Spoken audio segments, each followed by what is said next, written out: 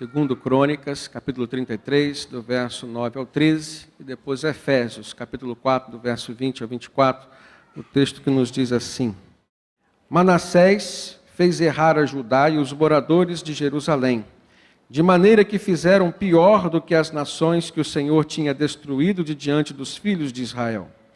Falou o Senhor a Manassés e ao seu povo, porém não lhe deram ouvidos. Pelo que o Senhor trouxe sobre eles os príncipes do exército do rei da Síria, os quais prenderam Manassés com ganchos, amarraram-no com cadeias e o levaram cativo à Babilônia. Ele, angustiado, suplicou deveras ao Senhor, seu Deus, e muito se humilhou perante o Deus de seus pais. Fez-lhe oração, e Deus se tornou favorável para com ele. Atendeu-lhe a súplica e o fez voltar para Jerusalém, ao seu reino, e então reconheceu Manassés que o Senhor era Deus. Efésios 4, 20. Mas não foi assim que aprendestes a Cristo, se é que de fato o tendes ouvido, e nele fostes instruídos, segundo é a verdade em Jesus, no sentido de que, quanto ao trato passado, vos despojeis do velho homem, que se corrompe segundo as concupiscências, desejos do engano, e vos renoveis no espírito do vosso entendimento, e vos revistais do novo homem, criado segundo Deus, em justiça e retidão, procedentes da verdade. Entendemos que existem desafios que às vezes nós recebemos de algumas pessoas, existem desafios que às vezes nós construímos para nós mesmos e assumimos, mas existem desafios de Deus para nós. E um desses desafios que vem do Senhor é o desafio de sermos uma nova criatura. É nos encontrarmos com aquela velha criatura a qual o apóstolo Paulo se refere na Bíblia e entendermos que existe um desafio de nos deixarmos ser transformados através de um novo nascimento pelo Espírito Santo, pela razão, feito por Jesus, que nos é dado de forma gratuita, mas que na medida em que nós o conhecemos e nos esforçamos para estarmos na presença dEle, fazendo a vontade dEle, nós começamos a crescer, começamos a desenvolver, experimentando esse novo nascimento e conhecendo essa nova criatura que só Jesus, pelo Espírito Santo, pode nos dar. Existe um ditado popular que diz que pau que nasce torto nunca se endireita. Mas na palavra de Deus nós aprendemos diferente. É possível que você tenha nascido torto. É possível que você tenha sido distorcido ou corrompido em sua criatura, em sua personalidade, em seu caráter durante a sua vida, por conta de más influências. Mas é possível que em Cristo Jesus você possa ser renovado, transformado e ter a sua vida endireitada e consertada pelo Senhor. Nós percebemos nesse texto de 2 Crônicas que houve um momento na vida do rei Manassés em que ele se perdeu dentro dos seus conceitos, dentro dos seus princípios, aquilo que ele tinha recebido do seu pai, o rei Ezequias, que foi um grande homem de Deus. Seu filho Manassés passa por uma experiência semelhante, não no leito de morte, mas agora sendo cativo na Babilônia. Ele estava fazendo tudo que Deus tinha dado como proibido ao Senhor, tudo que desagradava ao coração de Deus. E ele, como rei do povo de Judá, nação consagrada ao Senhor, não poderia fazer assim. Deus sempre teve um cuidado de avisar pela boca dos profetas, mas nem sempre os homens de Deus deram ouvido ao Senhor. E isso aconteceu com Manassés. Foi um homem que cresceu, experimentou a corrupção do seu coração, se desviou dos caminhos do Senhor.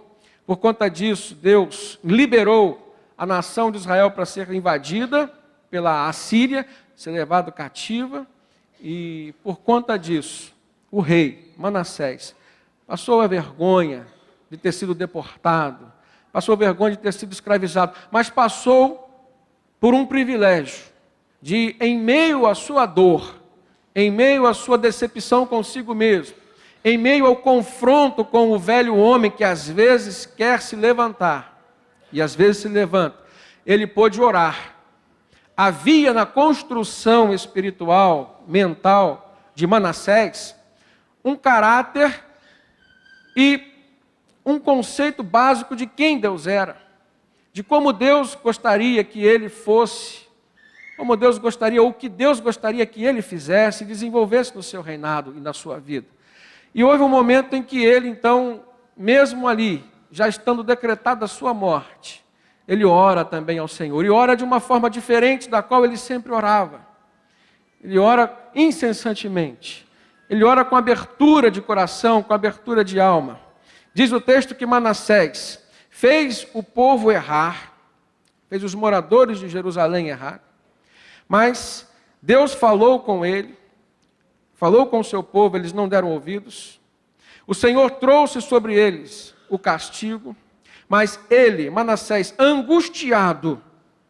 Então a forma como ele orou ao Senhor foi em meio à sua angústia, mas orou com súplicas. Ele suplicou ao Senhor veementemente e também se humilhou diante do seu Deus.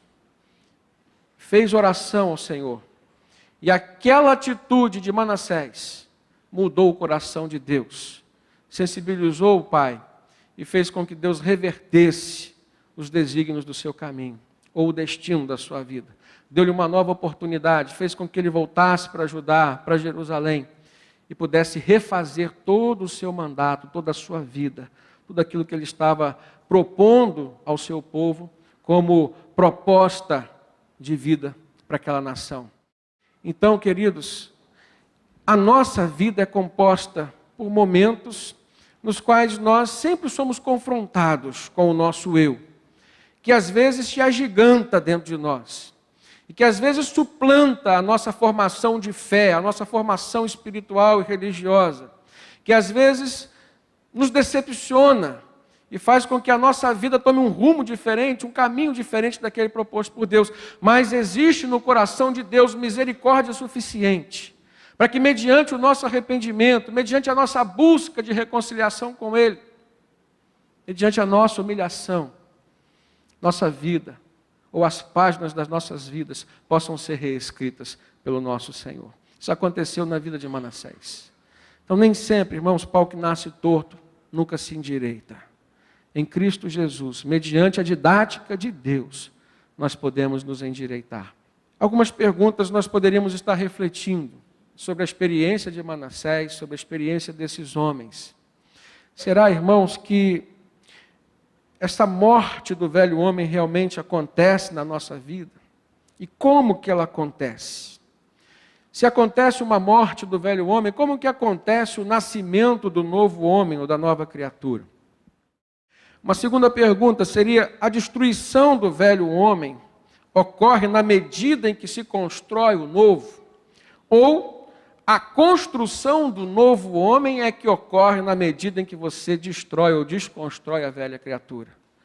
Uma terceira pergunta: se este homem morre e renasce, ou seja, existe uma ressurreição, qual é a natureza dessa ressurreição que acontece naqueles que aceitaram Jesus, que foram renovados pelo Espírito Santo, selados para a salvação? Com certeza não é uma ressurreição de natureza física.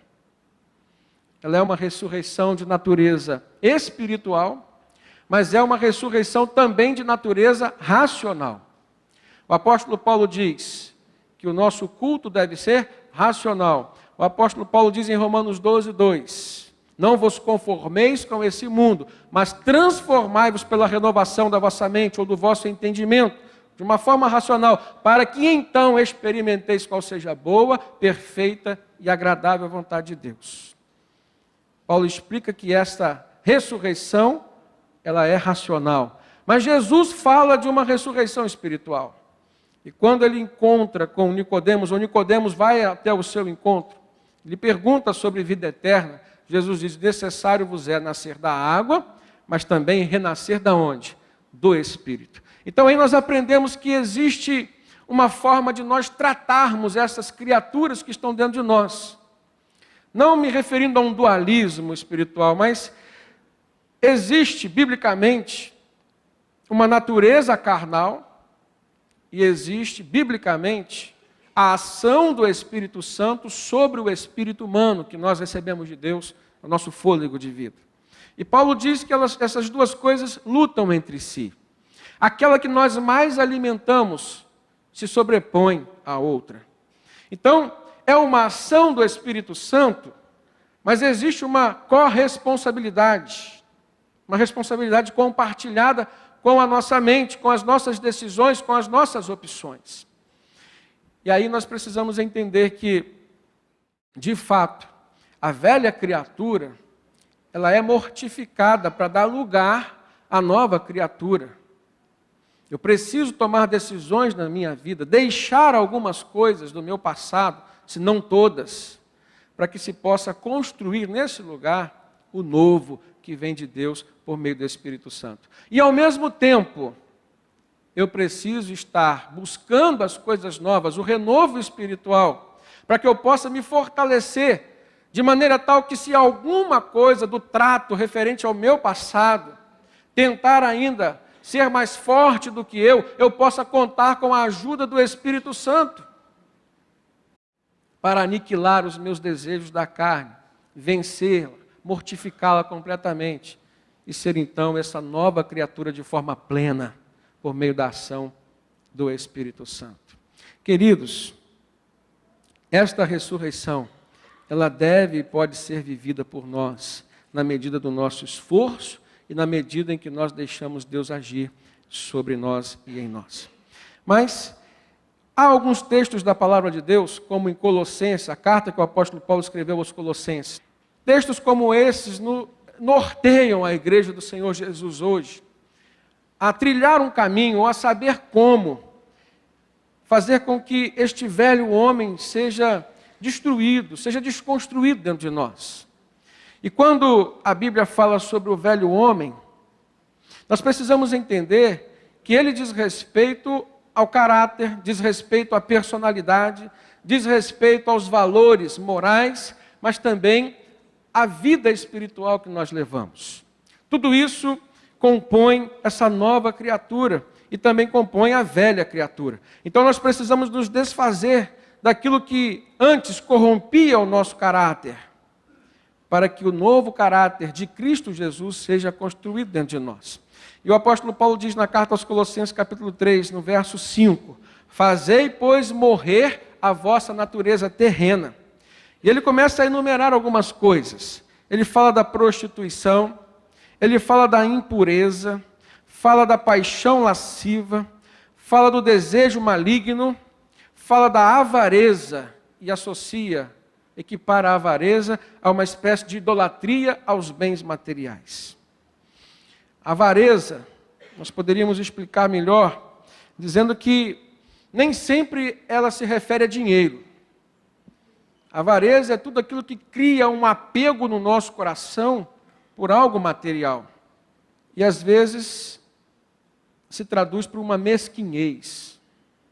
Por isso que o apóstolo Paulo fala que todo aquele que deposita suas expectativas, sua esperança nas coisas terrenas daqui, é comparado a um homem miserável, a um homem mesquinho, a um homem que se apega tanto ao pouco que tem e perde de receber o muito que Deus tem para lhe acrescentar. O crente, irmãos, precisa aprender a olhar para as coisas de Deus, olhando o coração de Deus, vendo, contemplando tudo aquilo que Deus tem para ser acrescentado na sua vida. E para isso é necessário fé. Eu preciso crer nas promessas de Deus. Mas que promessas são essas? Aquelas que Deus já revelou na sua palavra. Então eu preciso, antes de crer, ou para crer, eu preciso conhecer. Então a avareza, ela impede que muitos projetos de Deus venham a ser construídos na nossa vida, ou venham a ser desfrutados até mesmo por nós, pela nossa família e por aqueles que estão conosco. No versículo 8 agora, Paulo diz assim: mas agora, despojai-vos também de tudo, da ira, da indignação, da maldade, da maledicência, da linguagem obscena do vosso falar. Não mintais uns aos outros, porque já fostes despidos do velho homem, com os seus velhos feitos. Paulo continua acrescentando na lista de coisas que desagradam a Deus, algumas coisas que nós convivemos com elas hoje ainda. E quando eu me refiro àquela natureza do velho homem que às vezes tenta ressuscitar, nós começamos a perceber em nós hoje algumas manias, alguns costumes que deveriam ter sido sepultados totalmente e às vezes não são. E aqui, de uma forma especial, Paulo se refere aos pecados da língua. Ele fala da maledicência, que é falar mal acerca do outro, é aquela aptidão que você tem, não é, para falar mal do outro, para ver os defeitos do outro, e não só ver, mas também manifestar, falar. E a intenção do maledicente é sempre denegrir a imagem do outro, difamar o outro, é nunca fazer uma crítica construtiva. Isso é pecado, e aqui coloca-se como sendo algo que traz ira ao coração de Deus sobre aqueles que desobedecem ao Senhor. Paulo fala também da linguagem obscena. E aí nós encontramos a pornografia, nós encontramos às vezes os palavrões. Irmãos, nós precisamos deparar com uma realidade. O ser humano, ele é em grande parte influenciado pelo meio.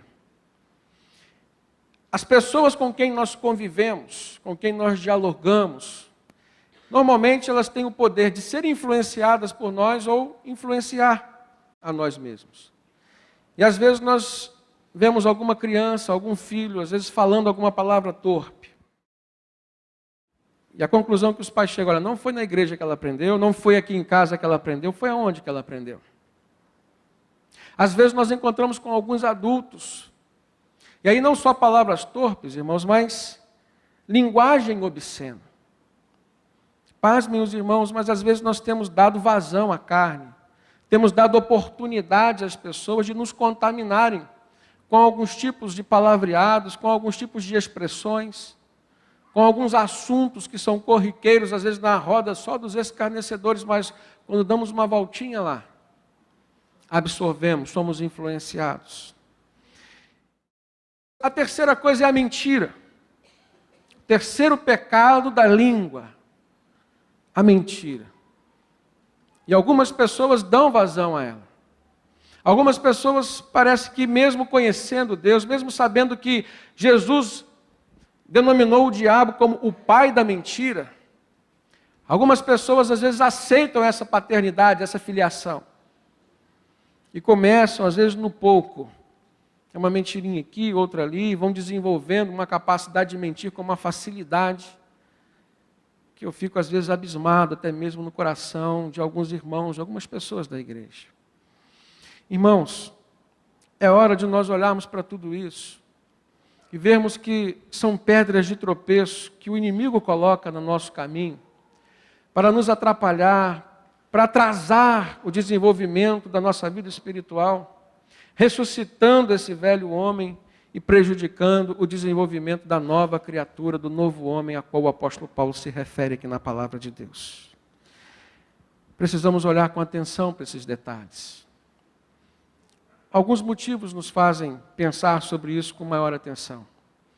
O primeiro deles é que Deus está atento às nossas atitudes, não no sentido de nos recriminar, não no sentido de nos condenar, mas no sentido de buscar ou não prazer na nossa companhia. Preste atenção sobre isso.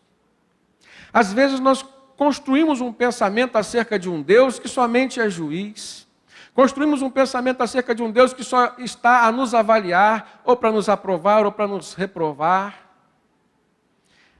Mas, irmãos, o que motivou o coração de Deus a nos criar enquanto humanidade foi desenvolver conosco um relacionamento. E quando nós olhamos na Bíblia alguns detalhes como esse, comportamentos de uma velha criatura que já deveria ser sepultada, ou ter sido sepultada por nós entendemos que o que está no coração de Deus é algo muito mais profundo, vai muito mais além desse pensamento que às vezes nós construímos. Da mesma forma que você olha para uma pessoa que já é parte do seu relacionamento, avaliando o palavreado, avaliando os valores, as atitudes, Isso vai determinar no seu coração um desejo de se aproximar mais ou não dessa pessoa. Por que que muitas das nossas orações não são escutadas por Deus, ou se são escutadas, não são atendidas? Por que que lá no livro de Isaías, o profeta fala em nome de Deus que o Senhor já estava farto daquela adoração falsa do povo, uma adoração maquiada? Os louvores chegavam aos ouvidos de Deus como buzina, como barulho. Deus fala isso claramente para que o povo pudesse entender que estava havendo uma repulsa no coração de Deus com relação àquilo que os homens e as mulheres estavam oferecendo a Ele no altar. Leia-se altar, não um lugar físico, mas o coração que anda conosco dia e noite. Eu preciso avaliar na minha vida a medida com que este velho homem às vezes tem tentado se ressurgir. E eu preciso estar sempre pronto, irmãos, para que em nome de Jesus, pelo Espírito Santo, eu possa mortificá-lo de uma forma total, definitiva.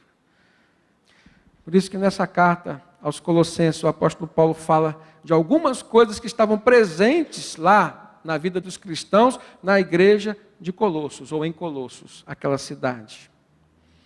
Mas nós entendemos que muitos desses pecados ainda se fazem presentes na nossa vida hoje, ou tentam ressurgir. Eu preciso me sentir mal todas as vezes que eu perceber avareza no meu coração. Preciso me sentir mal todas as vezes que uma mentira, por menor que seja, é proferida pela minha boca. Preciso avaliar e pensar no estabelecimento de uma paternidade com Satanás nessa hora. Eu preciso repreender essas atitudes. Preciso ter nojo delas. E atentar no meu coração para uma nova vida, para uma nova realidade daquilo que Deus quer construir. Pare e pense nos momentos dos seus pecados, que pelas suas atitudes, naquele momento você já perdeu algo bom de Deus para você.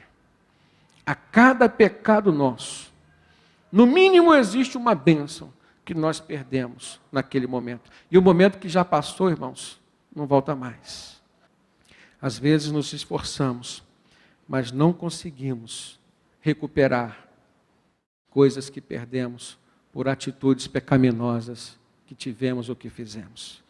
Eu olho para o Antigo Testamento, eu vejo o pecado da maledicência, o pecado da linguagem obscena, o pecado da mentira. Eu vejo na vida de Abraão. A Bíblia relata o momento em que Abraão mentiu. E ele, com medo dos egípcios, chamou a sua esposa e falou assim: olha, se eles olharem para você, eu vou dizer que você é minha irmã, para que eles não me matem. Se eles souberem que sou seu esposo, poderão me matar para ficarem com você. E em comum acordo eles mentiram. E foi isso que aconteceu chegando lá. E aqueles homens então levaram Sarai para o harém do faraó. E diz o texto que Faraó tratou bem Abraão, por estar com a pseudo-irmã dele. Tratou como quem trata um cunhado. Abraão enriqueceu, recebeu bens, mas eu imagino no coração de Abraão todos os dias o que se passava pensando no que estava acontecendo com a sua mulher Sarai, na cama com Faraó. A Bíblia não relata exatamente desta forma, mas se diz que durante o tempo em que Sarai esteve nas câmaras de Faraó, Faraó acrescentava bens a Abrão e ele enriqueceu, é porque não foi tão pouco tempo assim. Mas diz também que Deus se manifestou lá na casa de Faraó, trouxe desgraça, trouxe angústia, trouxe enfermidade, a ponto de Faraó procurar Abraão e saber por que aquilo estava acontecendo, depois do dia que Sarai foi para lá. Então Abraão diz: olha, ela não é minha irmã, ela é minha esposa. E aquele homem diz: por que você mentiu para nós? Se você tivesse falado a verdade, eu não agiria assim. E aí que sentimento vem ao coração de Abraão naquele momento? Por que menti? O que perdi? Foi uma traição que ele passou, forçada por ele mesmo. determinada pelo pecado da mentira. A gente olha para Davi, homem segundo o coração de Deus.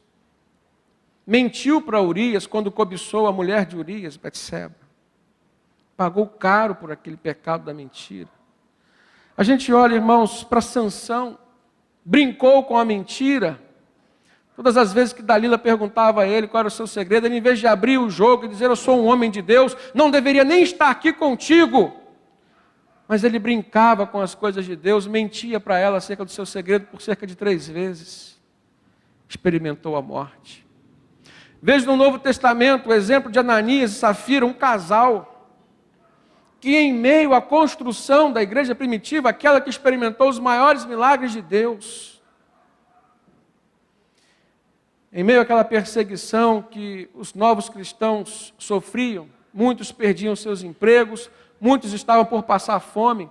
Então aqueles que tinham suas propriedades vendiam, levavam tudo e deixavam aos pés dos apóstolos para que fossem divididos, repartidos. Ananias e Safira olham para aquela atitude, acham bonito, mas não encheram o seu coração de coragem suficiente para entregar tudo. Não era nem pedido pelos apóstolos que entregasse tudo. Eles poderiam dar parte, mas eles mentiram. Eles planejaram uma mentira, eles disseram, vamos vender, vamos reservar uma parte para nós, vamos lá entregar e dizer que era tudo que nós estamos entregando. E no momento em que Ananias vai até o templo e entregar aos apóstolos o preço da propriedade que ele havia vendido, dizendo que era tudo, a mão do Senhor cai sobre a vida daquele homem. E diz o texto que subitamente ele morreu ali. E algumas pessoas recolheram o corpo de Ananias. E logo após sair, chega Safira, sua esposa. E o apóstolo pergunta, e ela fala a mesma mentira. E o que aconteceu com sua esposa aconteceu também com ela. E sabe qual foi a explicação que o apóstolo Pedro deu? Porque mentistes ao Espírito Santo. Irmãos, nós não devemos amar a Deus pelo medo, pelo temor, mas a Bíblia diz que o temor do Senhor é o princípio da sabedoria. E todo aquele que deseja se relacionar com Deus tem que levar a sério esse relacionamento. A mentira traz sérias consequências à vida do homem, mas ninguém se torna um grande mentiroso da noite para o dia.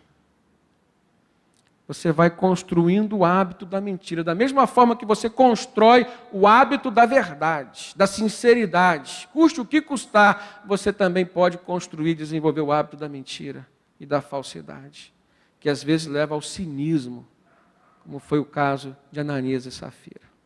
Às vezes nós olhamos para as bênçãos, para os milagres do passado e queremos que aconteça conosco hoje.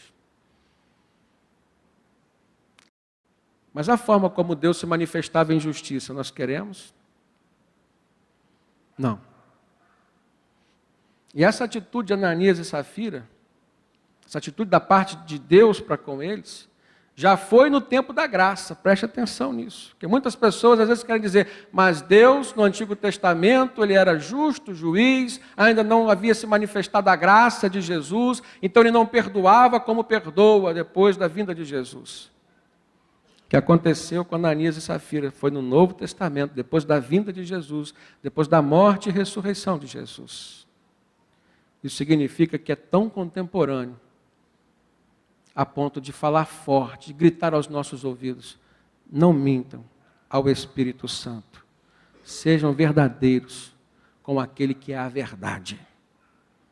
Jesus falou, eu subirei ao Pai, mas rogarei que vos mande o Espírito Santo da verdade.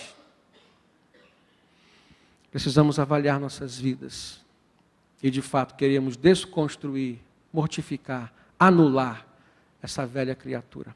Mas, concluindo essa palavra, irmãos, nós precisamos olhar para a palavra de Deus e buscarmos maneiras de nós nos revestirmos.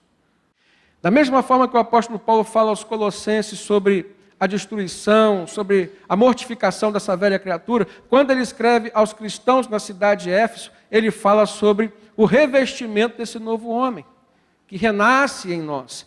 Efésios capítulo 4, agora a partir do verso 24, Paulo diz: e vos revistais do novo homem, que segundo Deus é criado em verdadeira justiça e santidade. Por isso, deixai a mentira. Paulo fala de novo sobre a mentira. Deixai a mentira e falai a verdade, cada um com o seu próximo, porque somos membros uns dos outros. Irai-vos e não pequeis. Não se põe o sol sobre a vossa ira. Não deis lugar ao diabo. Preste atenção nisso. Aquele que furtava, não furte mais, antes trabalhe, fazendo com as mãos o que é bom, para que tenha o que repartir com o que tiver necessidade. Verso 29, ele continua dizendo aqui algumas coisas importantes. Não saia da vossa boca nenhuma palavra torpe, mas só a que for boa para promover a edificação, para que dê graça àqueles que a ouvem. E não entristeçais o Espírito Santo de Deus, no qual estáis selados para o dia da redenção.